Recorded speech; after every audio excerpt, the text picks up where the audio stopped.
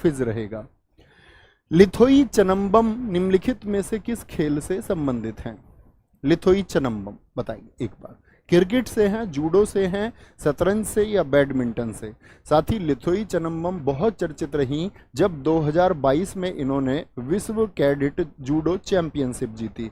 विश्व cadet judo championship जीतने वाली ये पहली भारतीय बनी। जूडो चैंपियनशिप जीतने वाली पहली भारतीय, तो हमारे लिए गर्व की बात तो है ही। जीतने वाली पहली भारतीय, क्या बोलेंगे? पहली भारतीय। इन्हीं प्रश्नों को एसएससी ढूंढ के लेके आता है। क्या बोलेंगे? आपका जूडो में किससे संबंधित है? ये जूडो से संबंधित है। तो जूडो के साथ ही मुझे बताओ, जूडो का संबंध किस देश से है? तो जूडो जो खेल है ये जापान का मार्शल आर्ट है। क्या है?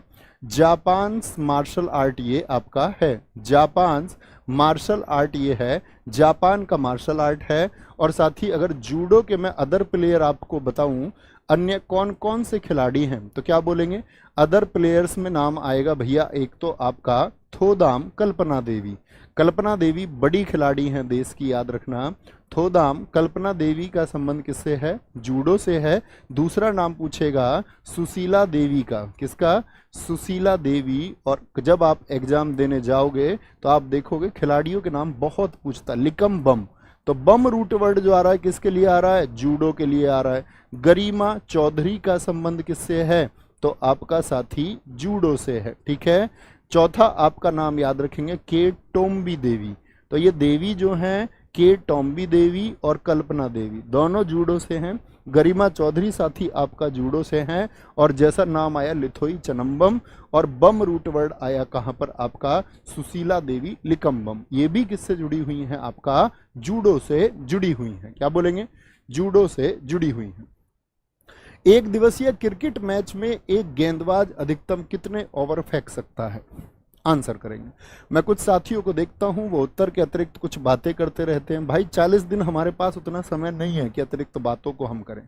मेरी आप सब लोगों से रिक्वेस्ट है कि बहुत मेहनत हमको मिलकर करनी है ताकि हमको बार बार मेहनत ना करनी पड़े।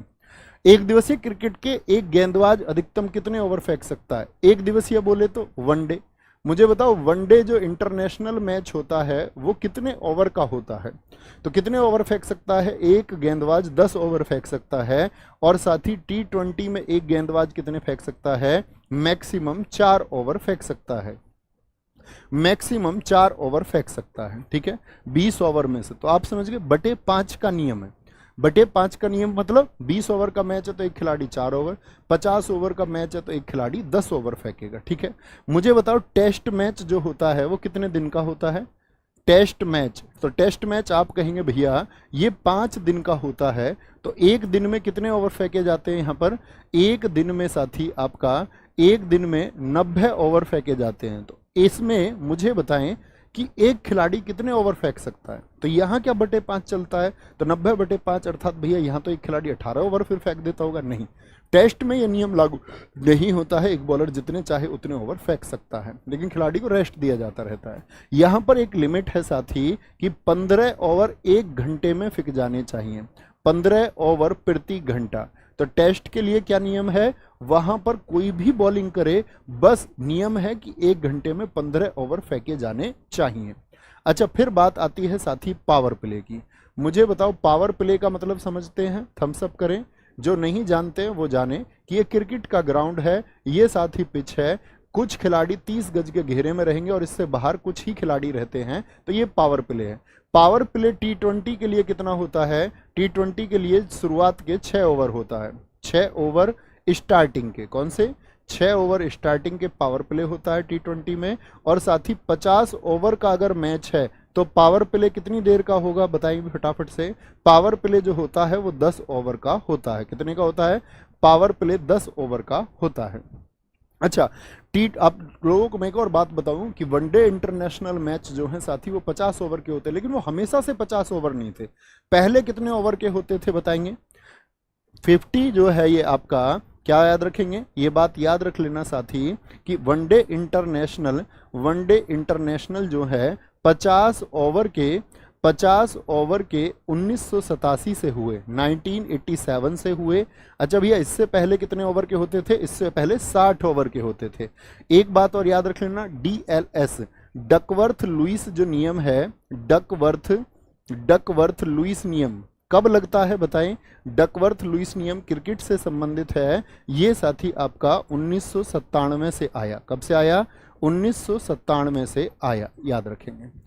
तो डकवर्थ लुईस नियम ये होता है कि मैच के दौरान यदि मैच में कोई बाधा आ गई, कोई बारिश आदि आ गई, तो दूसरी टीम को क्या स्कोर दिया जाएगा ये डिसाइड होगा डकवर्थ लुईस से। तो 50 ओवर का मैच 1987 से, और डकवर्थ लुईस 10 साल बाद यानी 1997 से आया है, 1997 से आया है, गलती नहीं करेंगे।